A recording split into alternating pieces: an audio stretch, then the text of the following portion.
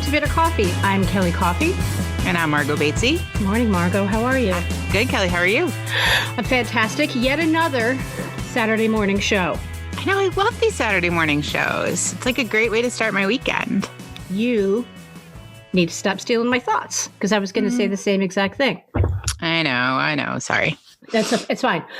So good morning, everybody. Although this is probably going to get posted on Wednesday. Oh, show update. I'm going to start posting shows on Wednesdays because in the extremely limited research that I've done, I've learned that the best day to upload a podcast is Wednesday because Thursday is the day of the week that most people listen to the most podcasts. Interesting. So it's a little bit of sciencing. Yep, there you go. So for those of you who are waiting for the show to come out on Friday, no need to wait. It's there 2 days earlier. It's already there. So in addition to doing a Saturday morning show, which is in and of itself quite exciting, we have a special guest. I know. Mm-hmm. Why don't you tell us who it is? Well, she goes by many names and she wears many hats. It's true. And although I could ask her to do the invocation for this show, I'm going to maybe back off that a little bit and just introduce Sam Paloma Diaz. So welcome to the show, Sam. Thank you, Kelly. Hello, Margo. Hi, Sam. Okay, so Paloma. Shall I take off with that, Kelly, with that introduction? 100%, please. I think you meant Alondra. Oh, damn it. Oh, let's start over. Okay. You know what? Let's just not release this show at all. No. Keep it up in post. Yep. Because I Googled the word pigeon in Spanish and came up with Paloma. Is it pigeon or is it turtle? Are you turtle? It's all gold. No. So I accidentally steered you wrong during that day you were in my office. A lot of stuff happened during that day. So I was a little off. Yes, you are correct. Paloma in Spanish is pigeon. Alondra is actually beautifully said. Alondra is actually lark in Spanish. Oh. It means lark. Okay.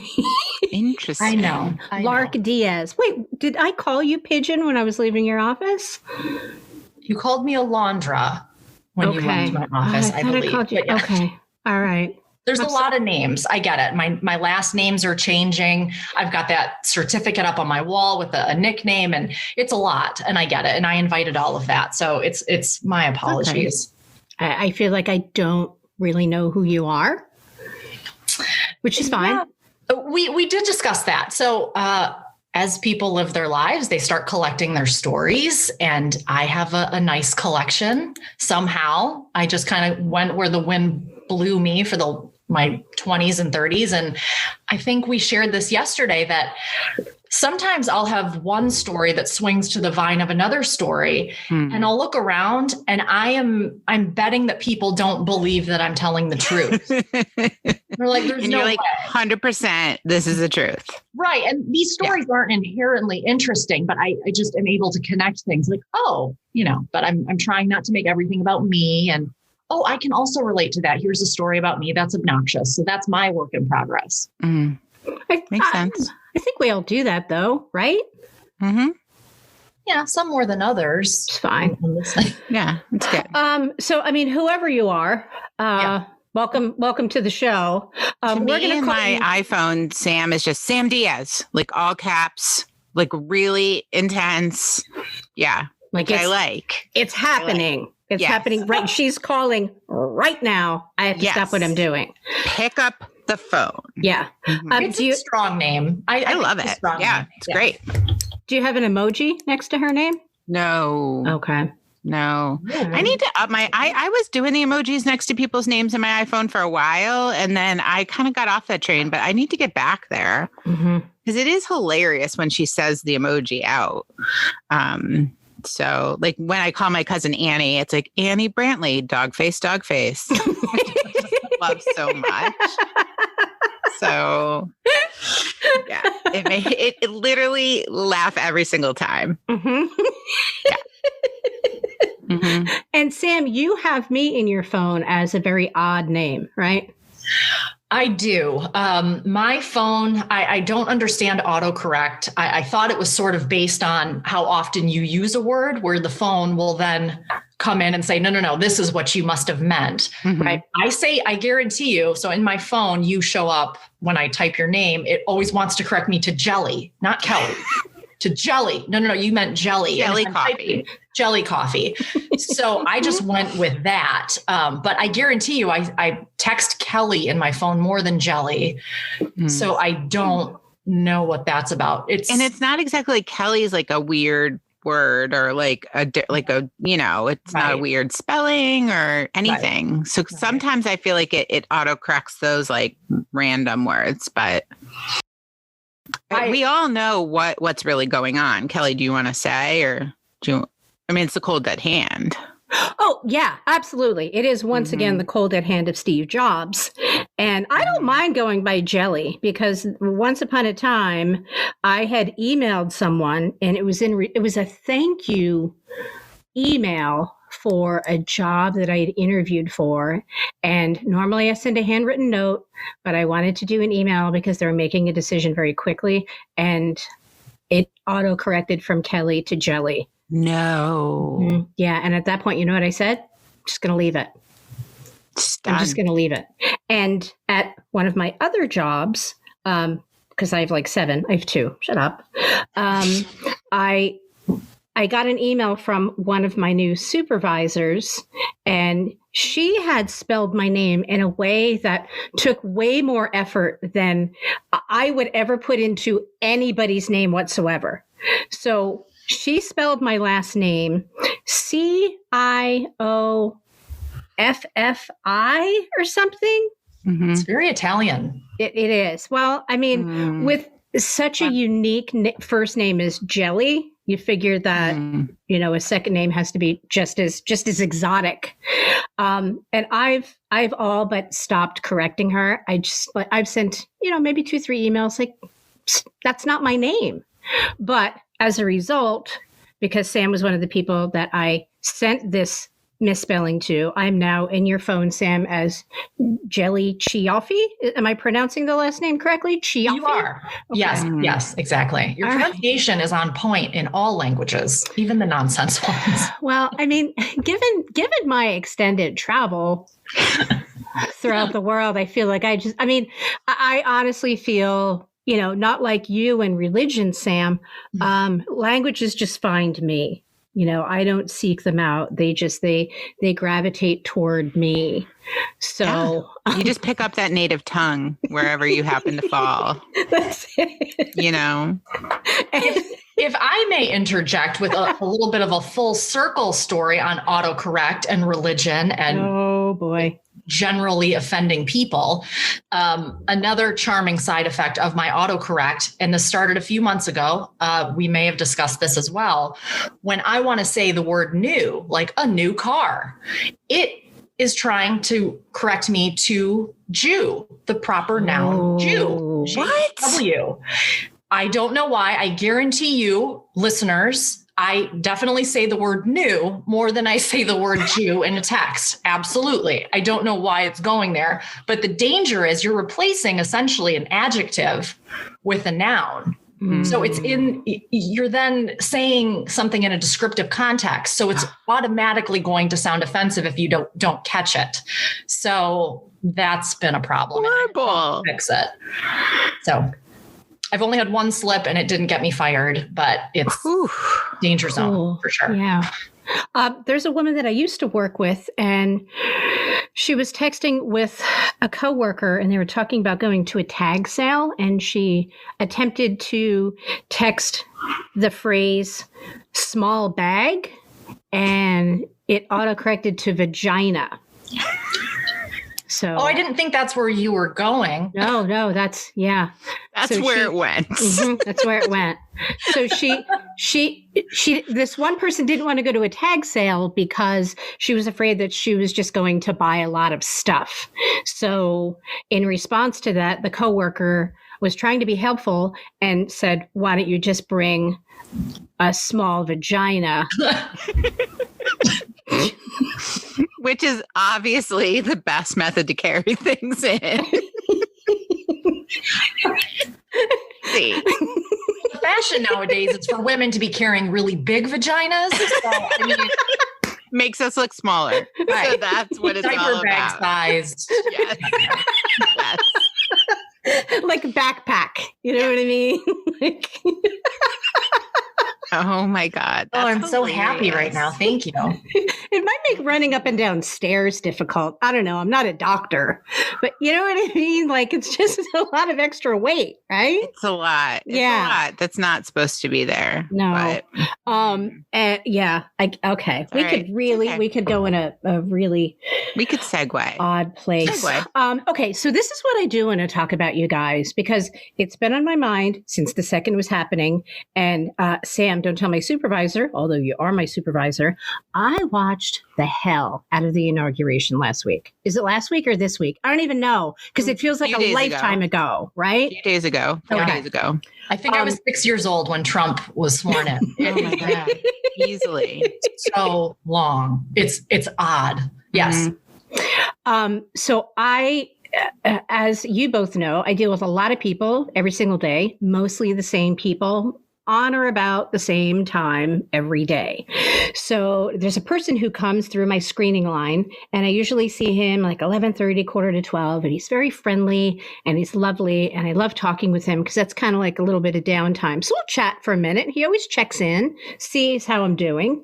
And he was walking into the hospital and I motioned to him like, hurry up and get over here. And I pointed to my iPad and it was, we had a moment because it was right as Kamala Harris was being sworn in. And it was like kind of a big deal. And he had said, like, we're always like, that's going to be our thing. Like now he and I have a thing and watching like a little bit of history being made. So for those of you that think that's probably a bad idea for me to witness history when I'm sitting at work in a hallway, that's, I don't know, 35, 40 degrees.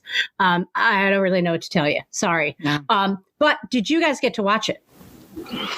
I did. I had to do my homework. So you and I were discussing this. I think all the rules were kind of off the table for this inauguration. I've got no problem with people watching it. Someone scheduled a meeting for me during the inauguration. So I ended up catching it when everyone was mingling and it was great. So last night I did my homework and I watched it. Yeah, it was incredible. I'll let Margo share. Yeah, I watched bits and pieces. Kelly knows this. I was a little under the weather on Wednesday, got my second shot on Tuesday of my COVID vaccine. So I was racing home to climb underneath my cozy covers and recuperate. But I did catch the speeches and a few other things. And then I watched everything over again. But for me, well, there are so many highlights. Like I can't even, every moment was like amazing. I don't know. What do we talk about first? Because I have a feeling that both of you are going to agree. I need to break down Michelle Obama right now. Please. She's on. What did I text you the minute I saw her? I was like, the queen has arrived. Yeah, she's a queen. She's everything. Perfection. Hair, perfect. Stunning. Belt. On point. Right?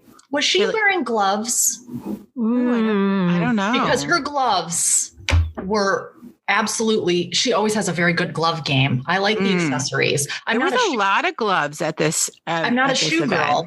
Yeah. Like Bernie's gloves? Are we going to talk about Bernie's gloves? We could save those for another minute. Okay. But, yeah. But the glove game was tops. Yeah, it was good. Didn't notice, but in the past I've noticed. She wore, pants, which I loved. She was like, I've got a sweater and a pair of pants on and a belt and a coat and I'm amazing. But killed it. Oh, 100%. To the point where, I'm going to say it because I love saying this, Vice President Harris wore the same color the following day when she was in the Oval. It was like, it was definitely a shout out for sure. I mean, it wasn't whatever you can do, I can do better because I'm the vice president. No, it was a tip of the cap. Sam, she had a pair of black leather gloves on that were phenomenal. Of course she did. Usually she gets them color coordinated. Yeah, but this actually, they coordinate with her shoe and her mask. Oh. But, there was that extra accessory, and a few people kind of played up the mask, and I like that. I thought that was good. Like Dr. Jill Biden. There you go. That's something I'm never going to tire of saying. Amazing. Dr. Jill. I loved it. They were so thoughtful. I read an article about the fashion from a lot of the women at the inaugural ceremony and then the festivities afterwards. And they were so thoughtful. They all went to young, up and coming American designers, oftentimes designers of color, really, really thoughtful about their color choices. And, a lot of those purple colors are really harken back to the suffragette movement. And I love just the eye to detail. That's that. I'm just like done when I love that, when I see that. It's just amazing. And you said that a lot of the designers aren't very well known, and I want to give a plug to an up and coming male designer that Joe Biden wore, Ralph Lauren.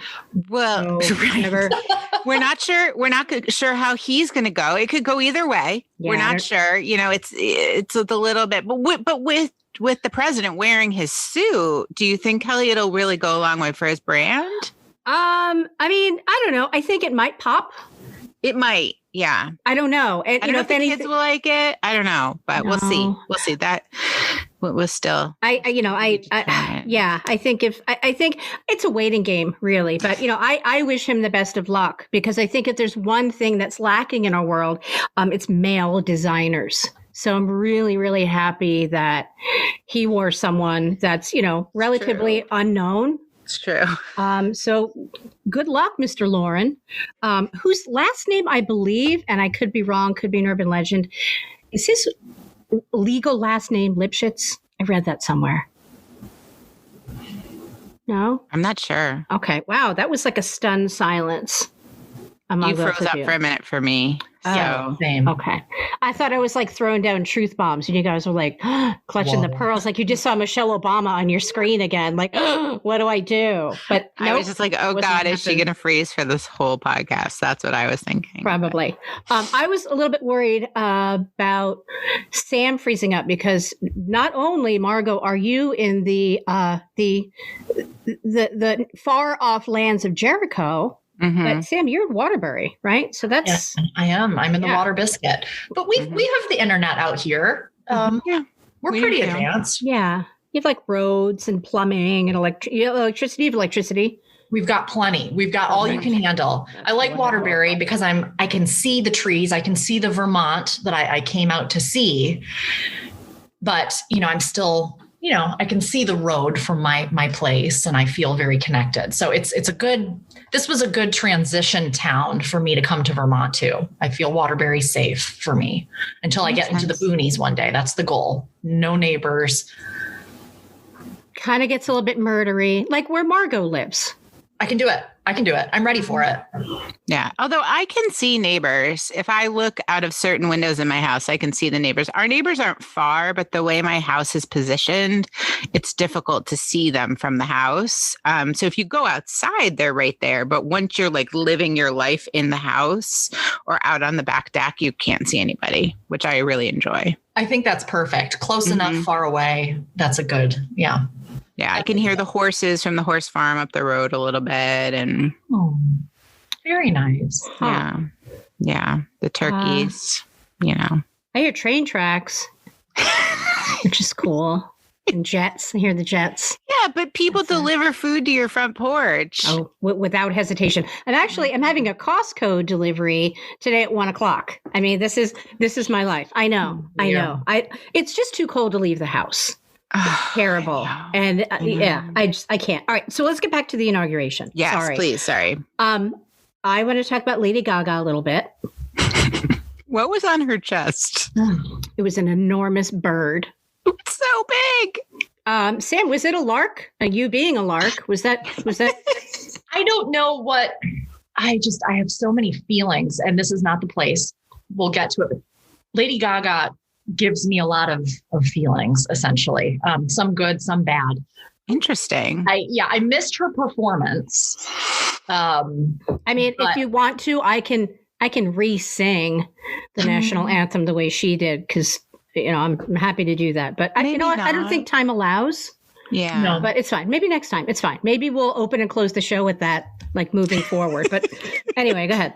I missed the performance where she was singing. However, I did not miss the aerial shot of her speaking.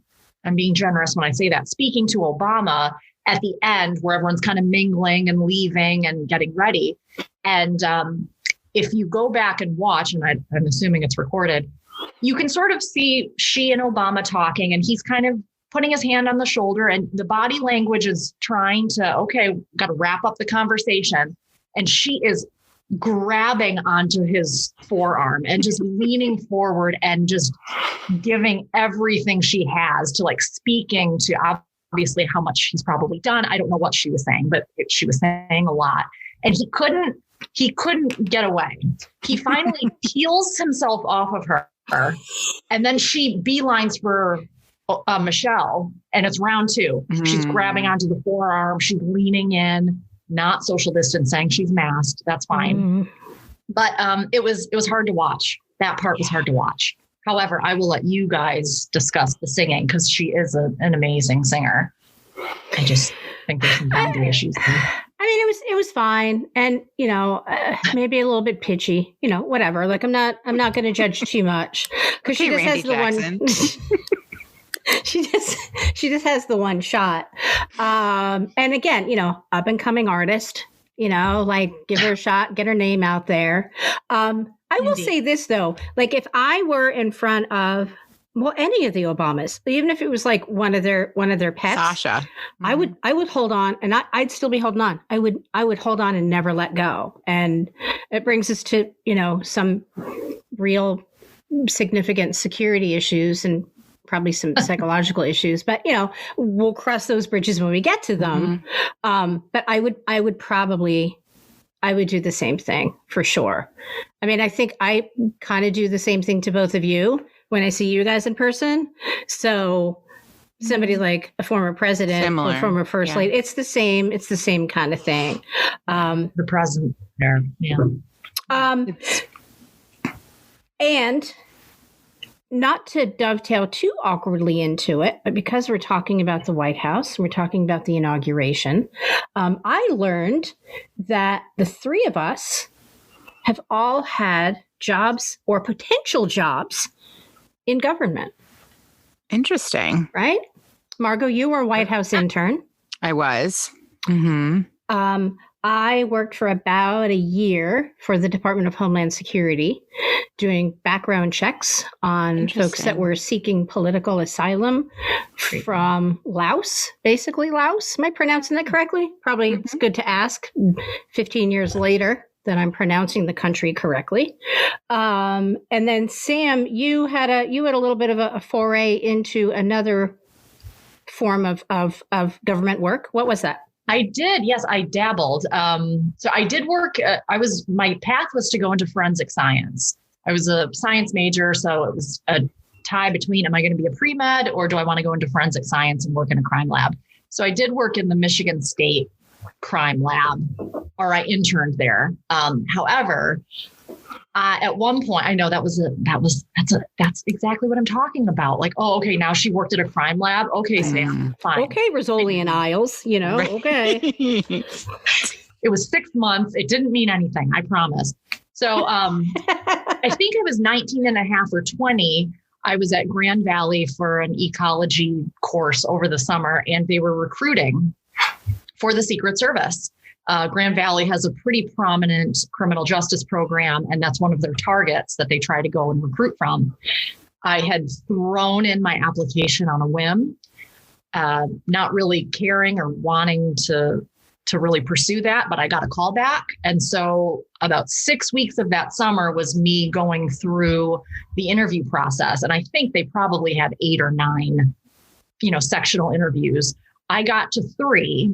So I got to the third round, The third round was essentially where you learn that they kind of save it, where you're going to be doing armed duty for the first few years before you can kind of enter, I don't know, before you can jump into a crime lab, because I wanted to go the forensics route, which they would help me with and offer me with. But the man literally said on the third interview that it would be active duty. And he said the word sniper. And I was not offered a position because you still have to get through many rounds, but you can't see me on a podcast. I'm not built to be a sniper. No, Sam Diaz does not belong on the roof of a White House with a gun. I could see you in a mean pantsuit though. Right. I could with a sensible shoe. I could see it, but yeah, I do look striking in black. I wear it up and down the halls of the main campus. It's not a bad look, but no, I just have no business. And that freaked me out. It really did. I said, oh, no. And when you're 19 or 20, the thought of 3 to 5 years of anything seems like a lifetime. Yeah. Now it's like, oh, that's not so bad. You know, the gains at the end will be worth it. But at the time I kind of said, nope, I got to go. But it was interesting. It was a very intense experience. Yeah. So that's a crazy story. A little bit. Yeah. Yeah. I like that. I think that's cooler than my time in the White House, to be honest. Oh, tell me. No, I actually interned. I was actually assigned to the office of the vice president. So I worked in the old executive office building I was in Al Gore's administration. So it was like Clinton Gore, pre-Monica, just to be clear, everyone. Yep. I was before Monica. I'm older than her. Yeah. I think we all are. I know. Okay. This is a perfect example of when people themselves don't think they're very interesting, but then they tell their story. And I don't know if you saw our reactions, but my mind was just blown. You're like, it was the vice president. Oh, it's fine. Yeah. It was really cool. It was a very cool experience. I was down there for a semester with a program for my school. Everyone interned. We all interned full time and went to school. Our professors were there with us. So we went to school 2 mornings a week in like basically our apartment building. There was like a conference room, then went into our jobs, worked full-time jobs. And it was so much fun. It was the most fun ever. And yeah, I worked in like a pretty mundane office, and it was still super, super fun. We handled all of the like back billing for trips that the vice president took. And, you know, this was 1994. So, I mean, everything was still like invoiced at this point. I mean, people weren't doing things electronically. So I was tracking invoices from, you know, the Motel 6 in Michigan where, you know, they had just taken a trip from. But it was fun. It was cool to go in those buildings every day. I mean, I don't want to brag too much. But you know, just to kind of share a little bit. When I worked for the Department of Homeland Security, there was one day at work where I learned that I could fit 37 gummy bears in my mouth. So amazing. So it all feels like really goes together, you know, coming full circle. Yeah. I mean, I don't want to brag. Like, no, I didn't get to carry a gun. And no, I didn't, you know, go to lunch every day with Al Gore, but I could fit a lot of candy in my mouth. Never went to lunch with Al Gore.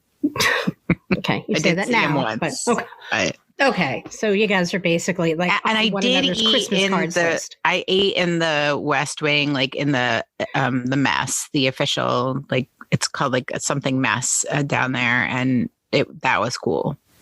Wow. That was really cool. You can't eat in crime labs. No. Nor do you want to. No. With evidence passing through. But what if I could have? In addition to us having this common thread, I would like to join your group, and I hope we don't get too sidetracked, and I'll rein it back in. I'd like to join your group as someone who doesn't partake in the marijuana. Devil's lettuce. Yeah. God bless that term. Yeah. It doesn't work for me, or maybe it works, but I don't work with it. I've given it a few shots because I really everyone's going nuts about it. It's the greatest thing. Mm-hmm. It makes me giggly.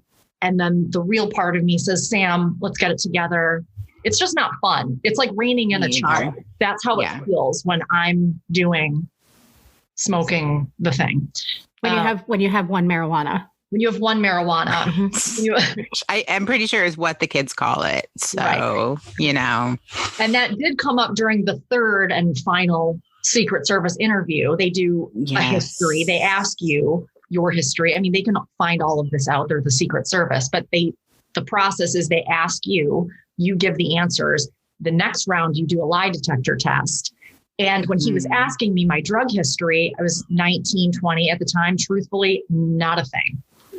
I was on the straight and narrow, pre-med. I was not into the drugs. He really didn't believe me. And he was concerned for me. He's like, look, you're doing really well. You're going to take a lie detector tomorrow. It's not so much the answer you give, but we can't have you telling me one thing and the lie detector pick up another thing. And it was very intense. And I couldn't get this guy to really believe me. He was like, all right, I'm putting it down.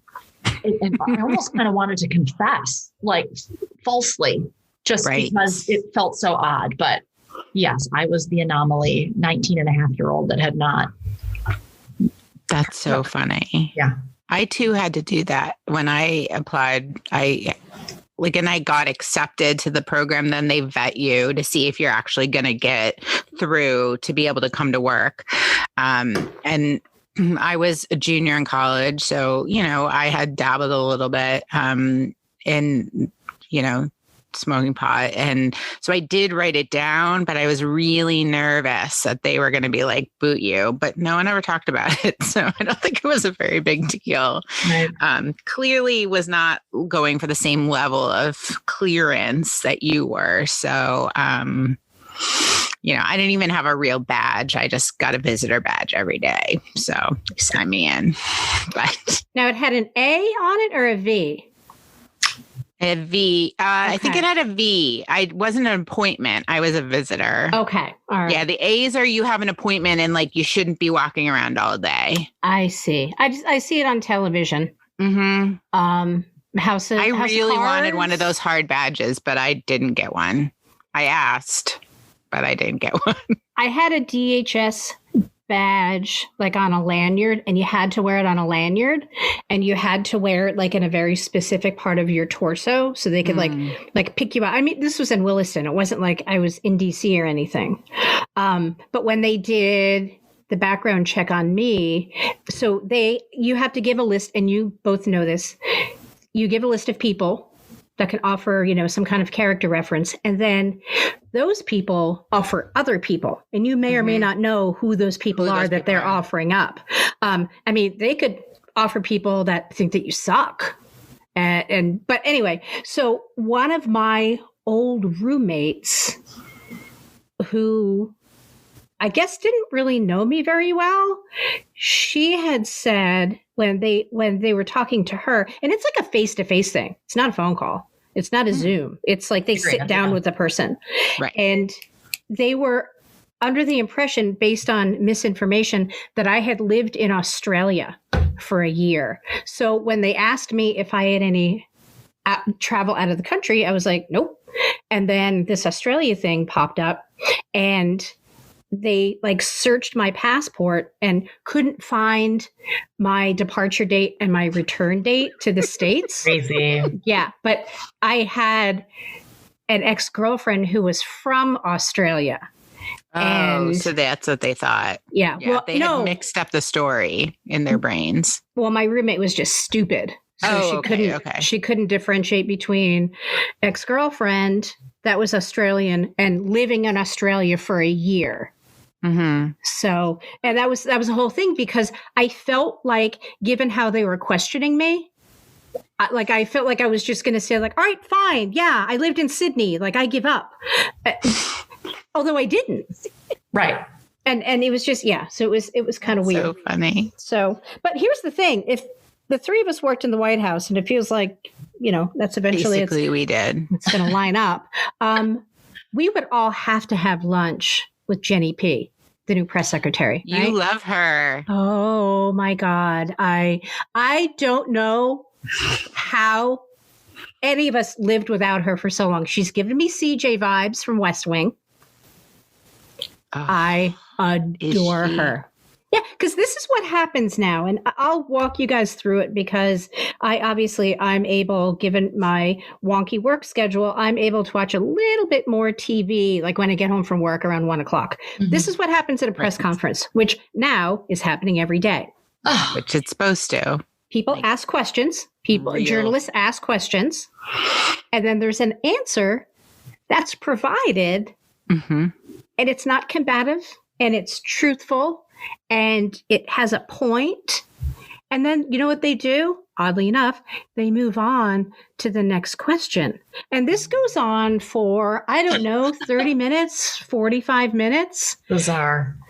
Is Rob Lowe like in the background and, Bradley Whitford? Yeah. Just kind of hanging out like the West Wing, maybe. Yes. Yeah. They're all there. They are all there. And I don't know. I think that I'll add her to this group. Like say, now, Margo, you know this, like my one goal in life is to have a book club. I don't know why. It's just, it's my thing. Do it. We could do it. It just seems like a lot of work. We do say that though. And I feel like you and I have tried like 4 times and it's never worked. But anyway. It's still throwing me off that it's saying Dan Batesy every time you speak. I'm just using his computer. I'm nervous. Dan Batesy's here. Does he not let you use your own name, Margo? You okay down there? It should actually say Mrs. Dan Batesy, because that's how I prefer to be referred to. So no. Okay. So that's what I'm going to call you from now on. Well, that's fine. Yeah. Okay. I actually. Somebody was talking about, Grace asked a question the other night at dinner about when we met. And I don't remember what Dan was saying. And I was like, did you go up to because Dan sent me a card a few days after we met. And so we were in college. I was like, how did you know my mailbox? Because he sent it to me inter-campus mail. And I was like, did you have to go up to the window and be like, what's Margo Batesy's address? But that wasn't my name. You could see into the future. Because I've been Batesy for so long. I think we lost Sam. I think we lost Sam too. Oh boy. All right, let me get her back on there. She may be going to come back. Well, I mean, it's Waterbury, so who knows? All right, hang on a second. Let me email her. She's all right. In addition to having a lot of names, she also has a lot of email addresses. Oh, no. Sorry. So I'm just, one of them is a typo on my end. I only have 2. All right. There we go. All right. Can you see me now? I can see you. There you are. Okay. Well, I had to go from one screen to, there it is. Dan Batesy again. It's freaking me out a little bit. I didn't think about changing it. I should have changed it. But then you know what? No. He wouldn't change it when he went to go do important things. And then people be like, Margo Batesy, what? Margo's on the call. What? Although you know that Dan works with one of our former coworkers. Mm-hmm. So she would be like, hey. Is Margo on the call? No. Hey, Margo. This town that we will live in is so small that everybody knows everybody. And I kind of love it. She coming back? I think Sam's back. Nice. Hang on one sec. Here she comes. There she is. You're back. She's connecting to audio. There, now she's in. You're back. Welcome back. My apologies. I don't. What happened? That's all right. It's the unpredictability of Waterbury, I guess. Yeah. No, I can see true value from my house. This is a real area, I promise. No. Oh, what did I miss? Not unlike Margo. I mean, again, not to focus too much on it, but, and Sam, I don't know if you could see this. Do you see the black X mark near, like it's over Margo's, our left, her right? Do you see it? See? Like, what is that? Is that like a target practice thing? What is that? I bet. So for people who are like, what are they talking about? It's in my basement. I'm sure there's like maybe something back there that would be the spot where you would open up the wall to get to the body, right? Certain pipe or electrical conduit or something like that is what I'm thinking. Or like the escape route, or like, I don't know. There's a window there's a solarium room right there, and my garage is out to the left. So I'm not locked in my basement, I promise. It's just the quietest place to do this. So, and Grace is upstairs recording for her musical that she's in, because all the drama productions this school year are all virtual. So they literally put together small films and they record them all on themselves. And she has like green screens and she brings home costumes, and that's wild. So, yeah, her part this morning, she's recording that. So taping it. I know it's not taping, but you know what I mean. It's fine. That's what you call it, and it's fine. I find it very endearing. I'm so old. I need a hip replacement. So should we get costumes? I mean, I don't know. Maybe. I mean, I wore my fancy hat and sweatshirt this morning, so maybe that will be the official uniform of Bitter Coffee. Maybe. You know, you have a fancy hat on. Emboldened with your state. Yeah, the jurors. Love it. What else do I have to talk about? You want to talk about your hip again? Because this is it. We're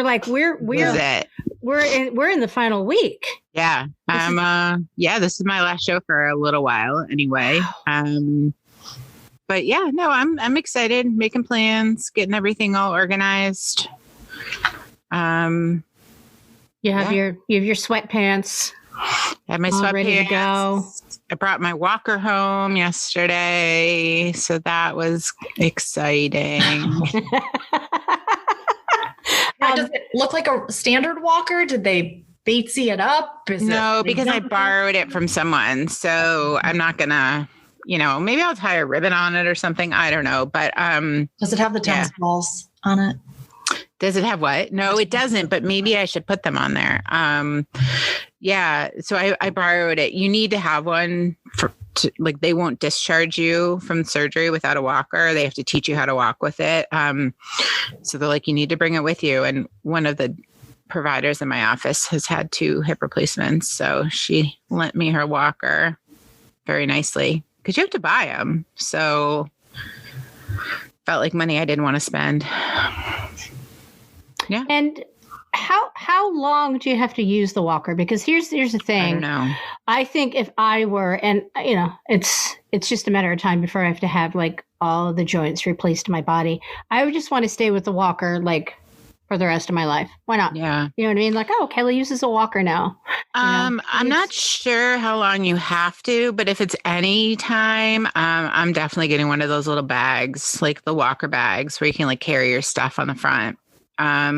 So get like my phone, various things. Yeah. That's what my grandma used to have with her walker. Can you get the kind that has I could get the chair. Oh, yeah. Man. This one doesn't have a chair. It's just like really stripped down model. But if I have to use it for a long time, yeah. I always love to have a place I can sit down. Right? Because it's like, walk a little while, take a little break, right. just have a rest. Yeah. No, I don't think hopefully we'll have to use it for like a week or 2. Oh, good. I don't think it's going to be long.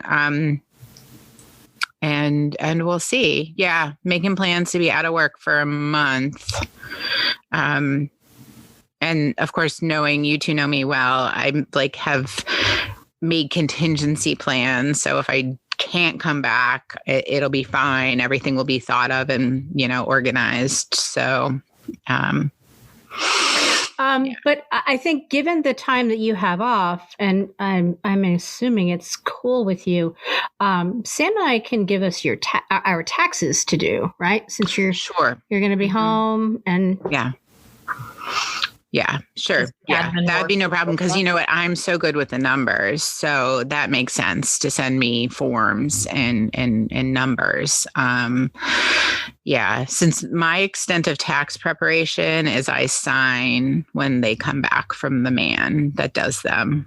I look at the cover sheet, I look at the sort of rundown, make sure I understand everything and sign it. So probably not the best. Maybe go to H&R Block or something. I trust you with all my personal information. Just to know all my business. Yeah. No, I think it's probably better. No. But other things, if you need done, just let me know. They can be done from the confines of my home. I'm your gal. So the biggest piece of my time off from work is obviously I have to focus on physical therapy and like getting stronger again, but I can't drive. Oh. So and I'm not in my brain, I'm not going back to work until I can drive because I can't, it just doesn't work in our lives to think that like Dan's going to drive me into work and come and pick me up. Like sounds crazy to me. So, if there's like a week or something where I'm really feeling ready to go back to work and I can't still drive, maybe I can work, do some remote work or something, but I'm not going back. Well, if you need something like a ride around town, we're here for you. It doesn't sound like you can do much for us, so it's not really a fair trade, but correct. If you need something, I guess we can figure something out. Sure. Yeah, I appreciate that. And everyone's been so lovely. Everyone in my office and all my friends, everyone's been reaching out and being like, let me know what you need, but it should be fine. Not to switch topics too quickly, but Sam, are you drinking from two different teacups? I can't hide from myself. Yes, I am. Well, there's two beverages in front of me. And okay. How did you notice that? I'll hold them up. Can you see? I can't see myself on the screen. This has my booze. It has my Bang in it, that energy drink. I started with that, but then for the podcast, I wanted tea. So I've got that in my actual wedding china. So I love that you're drinking Bang out of a bone china cup. it's dishes and I can't even believe you noticed that. Jeez. Yeah. See, okay. We talk about silverware on this podcast. We notice a lot of things. Yeah, You'll never escape from us. We're very like dinnerware forward, flatware focused. Yeah. Plus I do tend to notice like the weird things about people. Like just for instance, Sam's office is covered in religious regalia, paraphernalia, and wants to give the impression like, no, it's not mine. It's just, no, it's so, and I could tell that moment the last time I was in your office when you saw that I started seeing like all the religious stuff. It wouldn't stop. It just kept going. I mean, it was a sketch in real life. It just kept building and building and building. I had the spiritual healing cards. There was a Bible behind you. It was a lot. And you just kept seeing. And the more I said, no, it's not what it looks like, it became what it looked like. Do you work at the hospital or like a seminary? Like where's your office? I've sort of collected a few new Vermont people in my life that are very spiritual and they've been giving me things that's sweet that I graciously accept. And it's like, well, I'll put it in my office. And now my office projects a very different image of myself. Interesting. So that was hilarious, but also, that was a lot. But speaking of Bibles, and I don't know how much time we have. We can have as much time as we want. It's my show. I can do whatever the hell I want. Got it in post. Did you, we've talked about Michelle Obama and Lady Gaga, but I think the real star of the show of that inauguration was the Bible that Biden had his hand on. It was huge. That was the Lady Gaga of Bibles. It was. It had a presence. It was big. It was big. I was surprised Dr. Jill could hold it. I mean, I know she's a working out kind of gal, but it was big. And it's a family Bible, as it turns out. Well, that's their family. Joe and I share the same faith. So, us Catholics, we like an ornate Bible. We really do. We used to keep a lot of info in those Bibles. So I bet there was a ton of pictures in there. That's what I'm thinking, like a lot of beautiful illustrations. That's what the extra pages are, if I had to guess. Okay. But yeah. Us Roman Catholics like everything over the top. So yeah, Joe.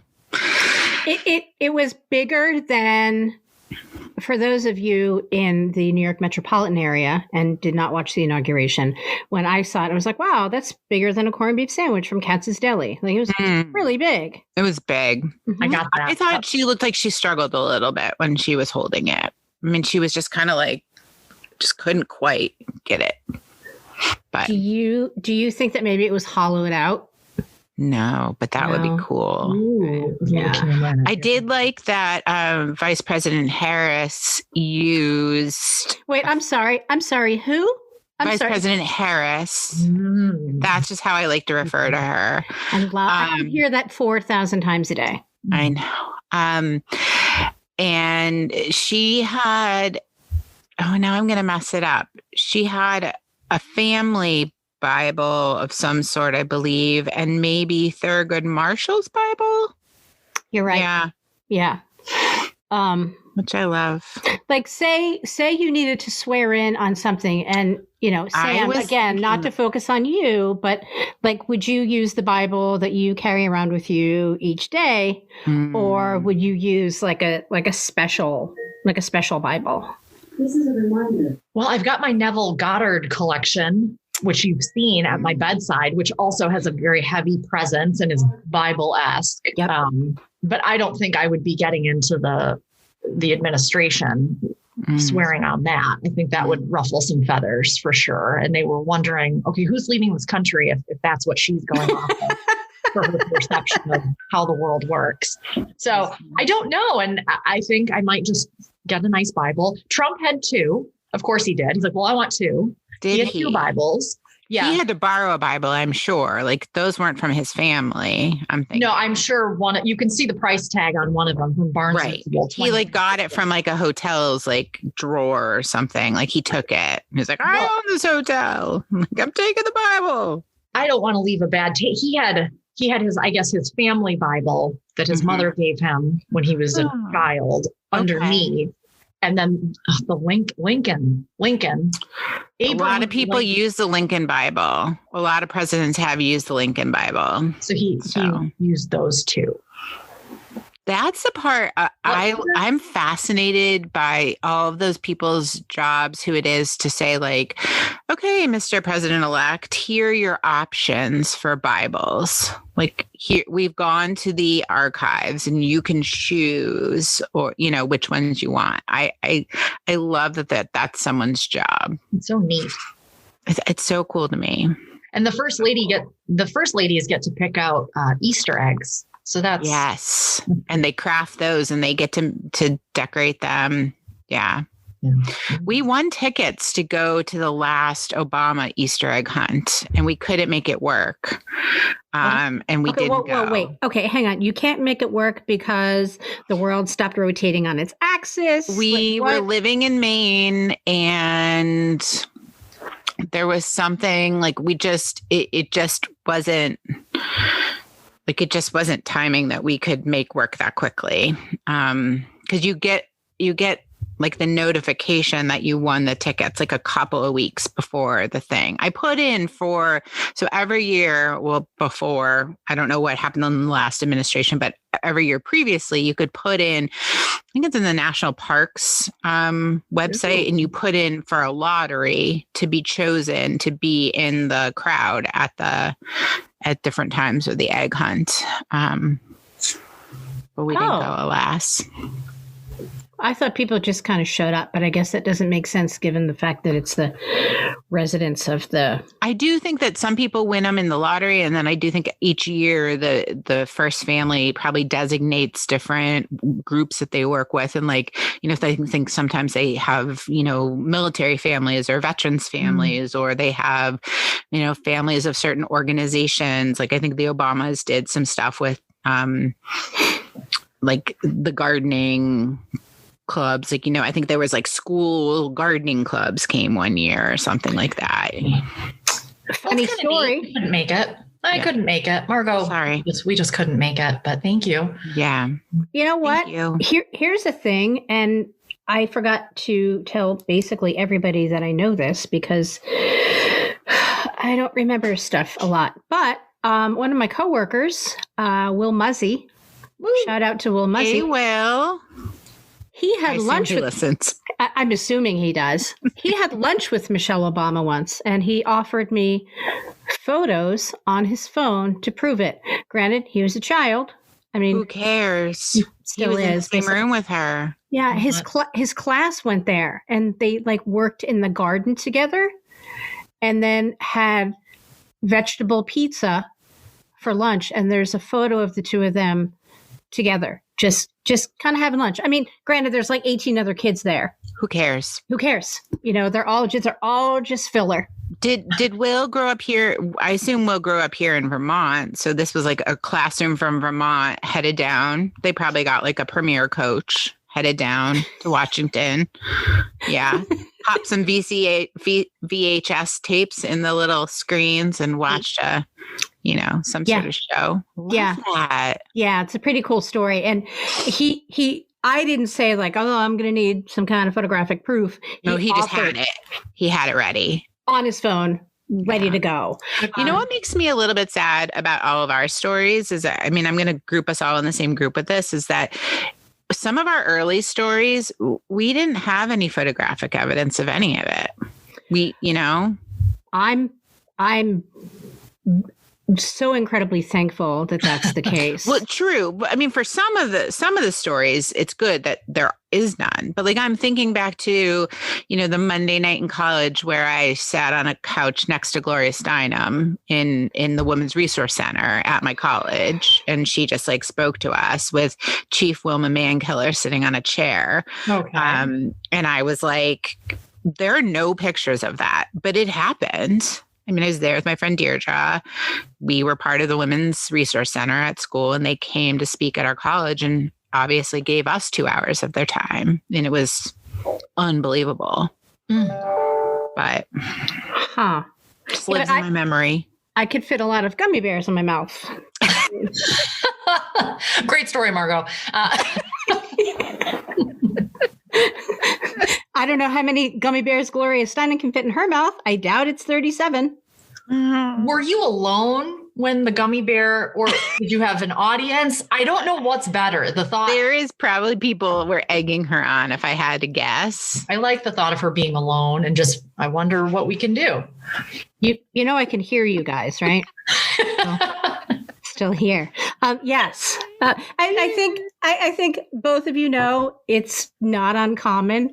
I always have some kind of audience, whether they want to be or not. Mm-hmm. And it was a Friday, and there wasn't really a lot of work to do on a Friday because most of the people that we would hand the work off to on a Friday had already left for the day.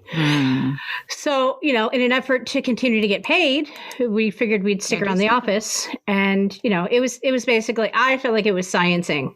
And I don't think it's currently on my resume, but when I update my resume, I might put it on there.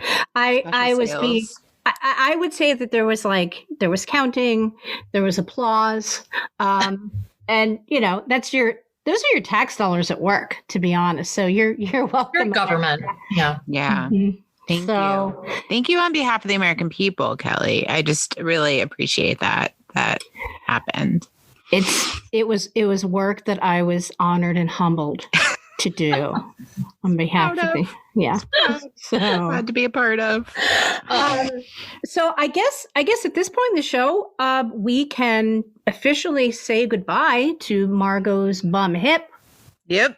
Ciao, Right? Nella. That's See you later, straight junk hip. That's what it is. Straight it. I've never heard that phrase before. I've never heard my the phrase. favorite phrase. You've never said that to me before. Really? Oh, my kids will swear. We say straight junk here all the time. I Throw it in the convo. People like it. Well, I like that, yeah. you saw my face, like You really?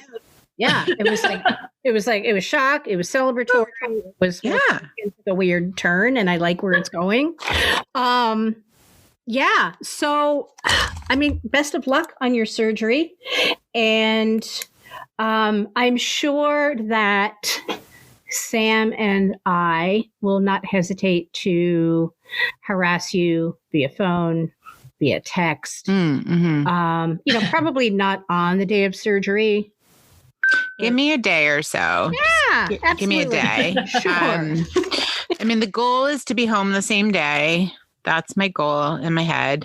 I know everyone does that. Well, we'll see. But you guys can't see it, but Sam's face is priceless right now. Oh, I can't see my face either. I don't have my screen up. I guess I didn't know you could go home the same day. You can, Kelly Coffee. I'm the one going to all the appointments. They tell me it's possible. Everybody else has to remember too, that although I'm not the healthiest gal in the land, to these folks, I am like a miracle patient because I am a good 25 years younger than their normal patient. I have no other conditions going on in my life. They're all like, why are you in here? And then I show them the X-ray. I'm like, look at the X-ray. And then they look and they're like, straight junk. Your hip is straight junk. We need to get rid of that. So, diagnosis straight. Yeah. Oh yeah. That's like, it's a legit diagnosis code, just like it's a CPT code right there. It's straight junk hip. So a straight junk hip, is that ICD-10? Is that? Oh yeah, it's definitely ICD-10. Okay. It's the latest. The latest and the greatest. Sure. I mean, not to focus on the negative, but at one point I thought that I could fit 38 gummy bears into my mouth. And that's our next show. It was only 37. I mean, again, I don't feel like my body betrayed me by only allowing any into my mouth. The really gross part, and I'm sure you guys can imagine, it was getting rid of them, because once there's you know what I mean. There was a lot. It was kind of disgusting. But I was Margo, nervous you would swallow one, like. Yeah, no, there were a few. Like I didn't choke or anything. Okay. But yeah, I mean, for a minute there was, is my airway cut off? Does that ever happen? Do you ever inhale something like a little fiber from your mask at work? I do all the time. Just curious. Like those procedure masks that we have to wear. A little bit of I don't think fiber. If your masks are flaking, please reach out to me. And we'll get you some new masks. Well, I don't know if you've noticed, but each box of masks is its own adventure. What is it going to smell like? What is it going to feel like? Is it going to be way too big for my face? Are we going to have to put paper clips and fashion it to fit better on our faces or some? It's so peculiar. Is this batch going to have 2 loops instead of just one? I don't know. Is this going to make the top of my nose break out in a rash that I can't scratch all day? Because then it looks like I'm itching my eyes and my nose. So I just have to sit with it. Yeah. The minute I don't mind wearing a mask. I really don't. I'm so cozy with my like cotton masks on, but those procedure masks, I just feel like every day I'm like, what do I smell like? And it's weird. It's like bleach someday, and then other days it's other smells. I mean, yesterday it was straight up because we all ate Nepali food for lunch. So that was just my own fault that I ate the entire order of fried chicken momos. Like that's me. I own that. I sit comfortably with it. You're all in, and there's nothing wrong with that. Well, it was myself, one of and then 3 men in my office, 2 providers, and one of my MAs. We all decided to get Nepali for lunch, and they all got like the regular dumplings that aren't fried. And I was like, boys, order me the fried dumplings. Like, what are you talking about? And I was like, I have a straight junk hip. Like, order me the fried dumplings. And then the doctors were like, oh, well, we're going to eat all this other stuff. We're not going to eat our whole orders. So they put away their orders of dumplings and ate like other stuff too. So all afternoon we were walking around and we were like, why do we eat so much Nepali food? Like, this is horrible. But I smelled that in my mask all day. Just FYI, everyone. Disgusting. I mean, the alternative is, being intubated. That seems like it could be more of an inconvenience. I'm happy to do this. I'm happy. I'm all, you know me, I'm all in. Like, I'll stay away from people. I'll wear my masks. I get my vaccine. I'll do whatever I need to do to keep myself and everyone else healthy. But in the midst of it, I am going to eat all the Nepali, momos. Like, I'm going to say like, enough's enough. It's Friday afternoon. Put them in my mouth. So I think it's a reasonable response to kind of heading into a solid year of navigating a pandemic, right? Yeah. I do think that some days at work, some days at the clinic, I can just feel like everyone's just over it and upset. And that's generally where I'm like, let's order an ice cream or, let's get this. Usually I solve all those problems with food, which we can dissect in another episode. But sorry, that's what I do. We feed and nurture those I care about. So, I mean, I guess I'll have to look into it, but I'm sure that there's money in the budget for me to order Nepali food for the 700 people. Sure. That I see each day. Just walking. Oh, to be clear, we paid for the Nepali food on our own. No, we don't order anything. I wasn't suggesting that. Just in case. I mean, we have management on the line here, so I don't want to. Tell me about it. Yeah. Tell me about it. Right. Tell me about it. I know. I got to mind my P's and Q's. You got the hardest job in the hospital these days. You've got a lot of people to keep track of, and we're thankful for them. But this is a sidebar, which I don't know if this would get me in trouble with my responsible job, but there was a form that was going out because we're getting ready for surveying and that sort of thing. And they're talking about the escorts, like who will be escorting these surveyors. And it's a big deal. JCO coming through and all of that. And I was on the email list and I clicked on it and it shows, the escorts for IT. It's, divided into categories, medical group, IT, HR, just a bunch. And then at the bottom, it says COVID, Sam Diaz flees. The whole pandemic, Sam Diaz flees. I have a bachelor's degree. COVID, Sam Diaz. Well, you know how much I want to deal with this survey. I scheduled hip surgery. So I was like, hold on. Howdy. Yeah. So that's pretty general. I don't know if it's going to come up when there's we'll see. But we'll see. COVID, Sam Diaz. Well, to me, it kind of makes sense. You are in charge of all things COVID. Right. I mean, it seems like just a natural response to who do we get to do all of these things that don't really make any sense and are uncontrollable. We'll have Sam do it. And I guess, given your religious background, I mean, you just have to trust in his capital H plan. That's all. That's all you have to do. That's it. And, if you get stressed out, I would rely on scripture. Well, my cards, my spiritual healing. I think they're called spiritual healing cards, which we pulled a doozy when you were in my office. When you were reading it out loud, I felt kind of uncomfortable, but yeah, it was very strong. It was incredibly uncomfortable, and it wasn't like, Jesus said that you should be nice to people. It was like a paragraph specific, and it kind of spoke to the conversation that we had, but not really. and Margo, I don't know if I told you this, whenever I have to text something to Sam, even if it's work related, at some point, like I'll just start quoting scripture and sending Makes it to sense. her. Mm-hmm. Yeah. Yeah. I mean, it's a lot of fun. Yeah. It's fun.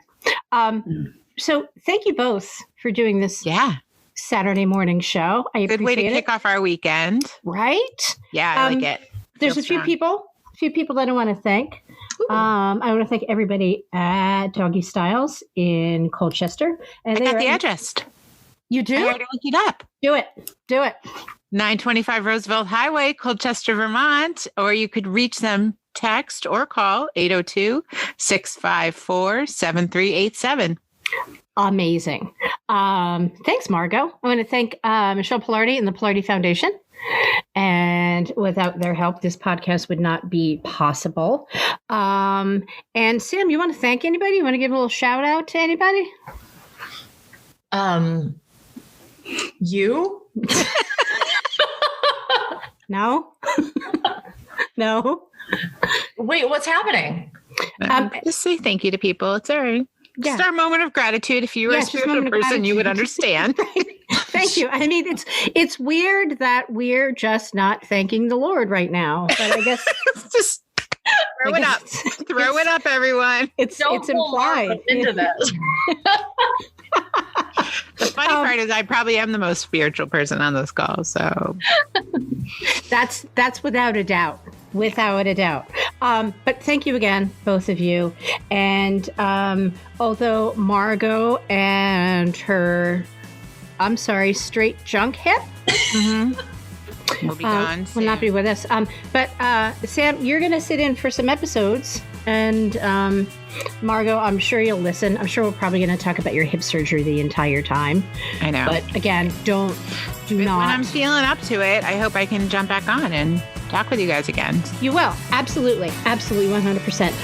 So thanks a lot, everybody. And we will see you in 1 week. Take care, you guys. Wonderful. Bye. Bye. Bye.